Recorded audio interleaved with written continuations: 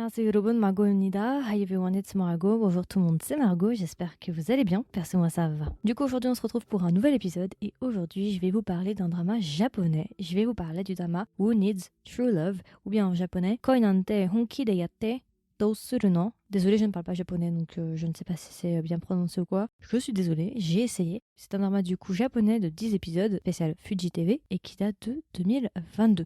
Du coup, bah voilà, on est de retour encore pour un drama japonais. Vous devez vous dire, oh là là, mais Margot, mais qu'est-ce qui se passe? Tu n'arrêtes pas de parler de drama japonais. Ouais, je sais, je suis dans ma période. Ce drama-là, je l'ai regardé juste après My Cuteness is About to Expire. Et bah ouais, en fait, je cherchais des dramas japonais, j'étais dans le mood, donc je me suis dit, vas-y, on va regarder tout ce qui est sorti cette année, en sachant qu'il y en a encore plein de dramas qui n'ont pas encore été sous-titrés. Et j'attends impatiemment que ce soit sous-titré pour les regarder. Il y en a d'autres qui vont arriver. Donc je peux déjà vous dire en avance que je vais faire d'autres dramas japonais. J'en ai déjà dans mon collimateur. Il y en a 2-3 là que j'ai prévus qui sont dans ma ligne de mire. Ne vous inquiétez pas, donc je pense que 2023 sera riche en drama japonais, en tout cas beaucoup plus que les autres années. Comment je l'ai découvert? Bah écoutez, par pur hasard, c'était pas prévu, j'ai juste cliqué dessus au pif et je me suis lancée, j'ai aimé le premier, deuxième, troisième et j'ai fini à 10. Et je suis là pour vous en parler. Alors du coup, rapidement, je peux directement vous donner le casting de ce drama. Alors, pour les acteurs principaux, nous avons Alice Hirose, du coup, qui est une actrice que je ne connaissais pas. Je crois que c'était mon premier drama avec elle. Comme vous savez que je ne regarde pas énormément de dramas japonais, du coup, c'est compliqué pour moi de les reconnaître, les acteurs, vu que je regarde pas beaucoup. Là, comme ça, il n'y a rien qui me dit, mais je pense qu'elle est connue, je suppose. Et l'acteur principal, c'est Okoto Matsumura. Alors lui, je le connaissais pas, mais je me suis un peu intéressée à lui, d'après ce que j'ai compris, enfin surtout de ce que j'ai découvert. C'est un idol, enfin, je sais pas si on peut vraiment dire idol, mais il appartient en fait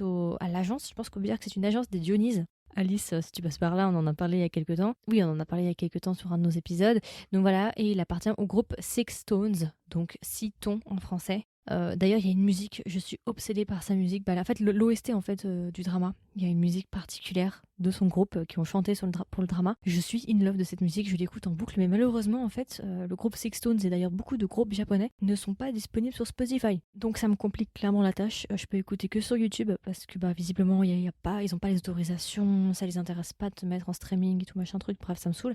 Je vais pas en dire plus, après je pense qu'il y a des acteurs que vous connaissez. Ah oui, d'ailleurs, il y a un acteur qui a joué dans Yakuza Lover qui s'appelle Yuta Furukawa. C'est l'acteur principal de Yakuza Lovers, et il est là, si jamais. D'ailleurs, quand je l'ai vu, j'ai hurlé, je me suis dit, mais qu'est-ce que tu fais là?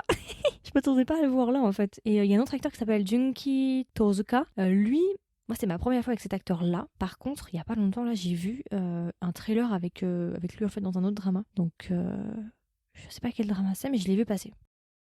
Alors du coup, de quoi parle Who Needs True Love? Écoutez, en fait, c'est une histoire de 3 femmes. Du coup, nous avons Jun, Kyoko et Arisa. C'est 3 meilleures amies qui sont dans leur trentaine à peu près. Et en gros, on va parler de notre personnage principal qui s'appelle Jun. Du coup, Jun travaille dans une entreprise de porcelaine et de... Pas que de porcelaine, mais c'est eux qui font tout ce qui est en fait les couverts et tout ce qui a trait justement à équiper une cuisine, mais surtout les couverts, assiettes, verres, tasses et sur des choses, vous voyez. Une entreprise comme ça. Un jour, en se promenant, justement, Jun va se rendre compte que à côté de son entreprise, il y a un restaurant qui s'appelle Salut, S-A-L-U-T, comme en français Salut. Et elle va décider d'aller inviter ses amis et de manger là-bas. Et elle va faire la rencontre de notre personnage masculin principal qui s'appelle Suma et il travaille justement dans le restaurant Salut en tant que serveur et aussi parfois en tant que chef. Et à partir de ce moment-là, justement, Jun et Suma vont se rencontrer. On va suivre leur relation évoluer en sachant que Jun nous explique au début du drama qu'en fait elle a un crush sur quelqu'un. Je vais pas vous dire qui. Et ce qui va se passer, c'est que malheureusement, ça ne va pas se passer comme prévu et du coup, elle va avoir le cœur brisé et elle va du coup se pencher justement sur Suma qui est très mignon et qu'elle trouve voilà. Et en gros, ce qu'on comprend au début du drama, c'est que Jun, en fait, donc Jun, elle est célibataire, elle est dans sa trentaine et elle a jamais vraiment été dans une relation. Kyoko, elle, une de ses meilleures amies, elle est mariée. Et Alissa, elle, on nous explique au début du drama qu'elle aurait un sugar daddy du coup et que elle aurait pas vraiment de relation sérieuse pour le moment et qu'elle est pas très intéressée pour avoir un copain. Ok.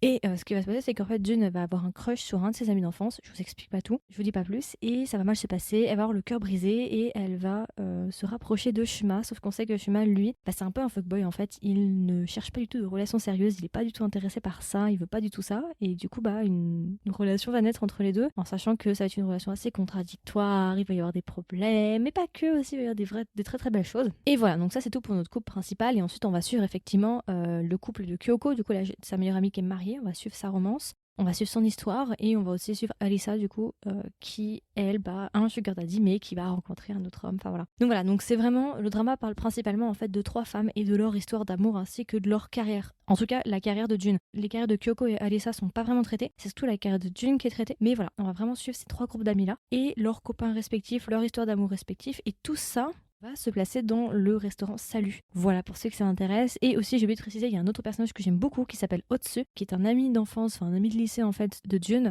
Mention spéciale pour ce personnage qui est juste une sucrée. Ce genre de drama-là, on a l'habitude de les voir, surtout dans les dramas coréens, vous voyez. Enfin, ce genre-là, de 3 meilleurs amis dans leur trentaine, on suit leur vie, on suit leurs relations amoureuses, leur travail, ce genre de choses, leur histoire et leur amitié aussi. C'est quelque chose qu'on a l'habitude de voir, c'est pas non plus un genre nouveau, mais ça a vraiment été un drama que j'ai beaucoup apprécié pour plein de choses différentes. Premièrement, alors attendez. Donc moi, j'ai personnellement, en fait, j'ai beaucoup accroché avec le drama. Alors bon, c'est un drama, bon, pour l'histoire principale, si on se focalise juste sur Jun et Shuma, c'est vrai que c'est l'histoire basique d'un fuckboy qui veut pas vraiment se poser d'une jeune femme qui n'est pas spécialement intéressée par l'amour, parce que je l'ai pas précisé, mais en fait Jun, elle est pas du tout intéressée par l'amour, elle veut pas être en couple, elle veut pas être amoureuse, elle est pas du tout intéressée par ça, mais paradoxalement, elle va tomber du coup amoureuse au début du drama de quelqu'un, ça va mal se passer et elle va se rapprocher de Shuma. Mais c'est vraiment quelqu'un, pour Jun en tout cas, qui est assez fort, qui veut pas vraiment se lier avec quelqu'un romantiquement parlant, qui voit vraiment l'amour comme quelque chose de superflu. Donc moi j'ai beaucoup aimé, j'ai beaucoup accroché, voilà, malgré le fait que ce soit une relation un peu cliché d'un fuckboy entre guillemets, bah j'ai quand même apprécié parce que ça va pas trop dans le cliché, ça pousse pas trop. C'est-à-dire que le thème justement du fuckboy entre guillemets, même si c'est entre énormes guillemets, du gars qui veut pas se poser, qui est pas hyper sérieux, machin, ce cliché-là des dramas ou des histoires, il le pousse pas jusqu'au bout. C'est-à-dire que le côté toxique qu'on retrouve généralement dans ces histoires-là n'est pas à l'intérieur. En tout cas, non, n'est pas à l'intérieur. Donc, pas que je me souvienne. J'ai pas fait attention. Sinon, ça m'a pas sauté aux yeux. Donc, ça va. Ils ont pas vraiment poussé le truc jusqu'au bout. Ils ont pas poussé le vice. Donc, c'est pour ça aussi que j'ai beaucoup aimé le drama. Je trouve qu'il a trouvé un juste milieu, entre guillemets. C'est en tout cas pour ça que j'ai beaucoup aimé le drama. J'ai beaucoup aimé justement l'histoire de 3 femmes extrêmement fortes dans leur vie adulte, avec leur travail, avec leurs copains. En sachant que ces 3 filles ont toutes des relations bancales. Vraiment, il y en a pas une qui est parfaite. C'est-à-dire qu'elles ont toutes des relations un peu particulières, quoi. Il y a rien qui va. C'est un peu le chaos. Et c'est ça aussi qui rend le truc intéressant, c'est pas des relations parfaites, sans aucun problème, voilà, qu'on peut trouver parfois dans les dramas. Non, non, non. Ici, vraiment, il y a de quoi faire. Bon, j'ai beaucoup aimé le couple principal, on va pas se mentir, hein, c'est mon couple préféré sans aucune hésitation. J'ai beaucoup aimé les musiques, il y a vraiment de très très belles musiques, et en parlant de ça justement, comme je vous ai dit avant. La musique principale, alors il y en a 2, il y a une qui s'appelle My First Love is Crying, je crois que c'est ça. C'est celle qui est chantée par le groupe de l'acteur principal Six Stones. Alors j'ai pas le nom de la musique, je suis désolée, je l'ai pas. Je vous mettrai le lien de la musique pour aller l'écouter sur YouTube si vous voulez, comme ça vous verrez à quoi je fais allusion. Elle est très très belle, franchement, gros coup de cœur sur les musiques. On en reparlera d'ailleurs des musiques parce qu'il y a un contre-exemple dont j'aimerais parler.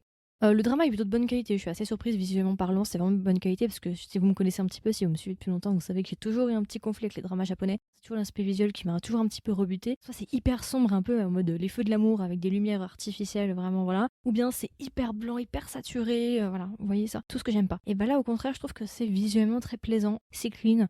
Il y a de jolies scènes. Franchement, j'ai été agréablement surprise par certaines scènes qui sont vraiment très très belles. Les répliques aussi, le visuel. T'as vraiment en fait des moments que je trouve vraiment. Il y a vraiment des moments qui sont super beaux. Que ce soit dans les répliques, dans le visuel, dans le langage de caméra ou ce genre de choses, t'as vraiment des moments qui sont très romantiques. Alors pas romantique dans le sens cucul à praline, pas dans ce romantique-là, parce qu'en français, ça a une connotation. Mais je trouve qu'il y a vraiment un aspect un peu romantique, vraiment très beau. Enfin voilà, vous verrez, mais il y a vraiment des très très jolies scènes visuellement, c'est très plaisant. Je trouve que c'est très beau à voir. Et j'aime beaucoup. Franchement, j'étais assez étonnée de voir ça dans un drama aussi lambda, entre guillemets, qui a quand même une petite touche qui a été apportée sur l'aspect visuel, en tout cas pour convier certaines émotions à certains moments. Je suis pas en train de dire que c'est un masterpiece de la mise en scène comme Decision to Live ou ce genre de choses. Non, non, non, mais il y a certains moments quand il y a besoin, par parcimonie, j'ai envie de dire ça comme ça, dans certains moments choisis, il y a vraiment par moment, certains moments, rarement, mais de temps en temps, quand il y a besoin, des très très belles scènes pour appuyer justement ce que disent les personnages et pour convier les émotions des personnages. C'est pour ça que je voulais rajouter ça. Quand je prends des notes, généralement, je fais un screen de la scène et j'écris en dessous parce que sinon j'oublie. Et j'ai pris beaucoup de screens en disant c'est très beau. Il y a vraiment des très très jolies scènes. Franchement, ouais. Petit point positif aussi pour le second lit de Otsu que j'ai adoré. Alors c'est vrai qu'au début j'étais un peu genre oh là là qui est ce gars,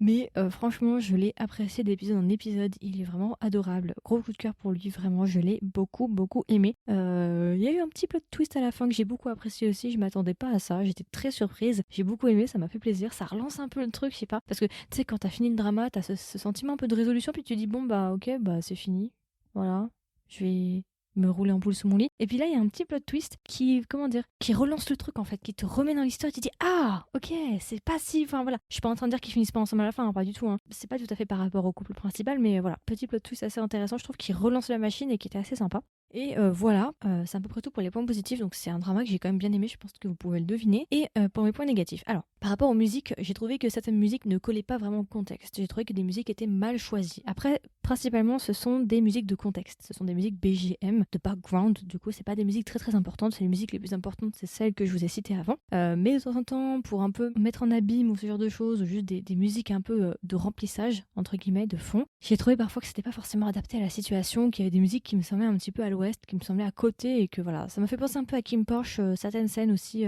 pour les scènes un peu plus smut, ils avaient fait la même erreur, ils avaient pris des musiques qui n'allaient pas. Ou aussi pour Lita, Love in the Air, pareil, des problèmes de musique qui ne collaient pas avec la situation, je trouve qu'il y avait un trop grand écart. Bah, je l'ai retrouvé ici aussi, ce problème-là. Et enfin, autre point négatif, le personnage masculin, j'avoue que j'ai trouvé peut-être, je l'aime bien, il n'y a pas de souci, hein. Il a une voix assez intéressante. J'ai juste trouvé que par rapport à l'histoire, tout lui tombait peut-être un peu trop dessus facilement, c'est-à-dire qu'il faisait pas grand-chose en fait. Quand tu fais le bilan final, tu te dis ouais bon ok, mais finalement mon pote, tu t'es pas vraiment battu pour avoir ce que tu voulais, c'est peut-être un peu trop simple. Voilà, c'est ça qui me dérange un petit peu. Alors c'est bien d'avoir des filles qui prennent des initiatives, ça y a pas de souci, mais j'aime bien quand ça va des deux côtés en fait. Et j'ai peut-être à certains moments été un peu frustrée en me disant mais finalement bah lui il a rien fait en fait. Voilà, peut-être petit point négatif par rapport à ça, mais sinon c'est tout. C'est vraiment un drama que j'ai beaucoup apprécié, grosse découverte. Je pense qu'il est très sous-coté et que peu de personnes connaissent ce drama, donc c'est pour ça que je voulais en parler aujourd'hui. Et du coup, alors si je devais recommander le drama à un ami ou une amie, qu'est-ce que je lui dirais? Et est-ce que même je recommanderais le drama? Bien sûr, je le recommande, c'est un très très bon drama japonais. Si vous cherchez un bon drama japonais, allez-y. Si vous cherchez une romance, allez-y. Si vous cherchez, si vous cherchez des amitiés, un groupe d'amitiés de trois femmes dans leur trentaine avec leurs relations un peu compliquées et leur travail, allez-y. Et voilà, franchement, si vous... ouais, voilà, c'est à peu près tout. Il n'y a pas grand-chose à dire. Pour moi, c'est un bon drama japonais qui se regarde. Et vous savez à quel point je suis compliquée pour les dramas japonais. Donc moi, il est bon. Pour moi, c'est bon. Tous les feux sont verts. Et du coup, alors, si je devais donner une note à When It's True Love, combien est-ce que je lui mettrais? Eh ben, écoutez, je le mettrais 16,5 sur 20. Voilà, je l'ai beaucoup aimé. Il fait partie de mes dramas japonais préférés. En fait, moi, les dramas japonais, c'est simple. C'est soit j'aime pas, soit j'aime. Il n'y a pas d'entre-milieu. Alors que les dramas coréens, il y a un milieu. C'est-à-dire qu'il y en a que je déteste, qu'il y en a que j'adore, et il y a le milieu. Et il y a un autre milieu du milieu. Bon, bref, voilà, vous connaissez. Et celui-là, je l'aime beaucoup. Il fera partie des dramas japonais que je recommande. D'ailleurs, j'ai pris un accent très étrange, excusez-moi. Excusez-moi. Si ça vous intéresse que je fasse un top de mes dramas japonais préférés, en sachant que j'en ai vu pas mal, enfin j'en ai pas vu pas mal, j'en ai vu quelques-uns quand même, et j'en ai quelques-uns que j'apprécie. Si vous voulez un jour que je vous fasse un top de mes recommandations japonaises, n'hésitez pas à me le dire et je vous en ferai un épisode si ça vous intéresse. Donc voilà, écoutez, je pense que j'ai fait le tour. C'était mon review sur When It's True Love, un drama japonais que j'ai plutôt apprécié, qui était vraiment sympa. J'ai passé un bon moment. Je m'attendais à rien et j'ai été agréablement surprise. N'hésitez pas du coup à me donner vos retours. Est-ce que vous l'avez vu? Si vous l'avez vu, qu'est-ce que vous en avez pensé? Vous l'avez aimé? Vous l'avez pas aimé? Et puis voilà, écoutez, je vous souhaite une agréable journée ou une agréable soirée et je vous dis à la prochaine pour un nouvel épisode. Bye bye.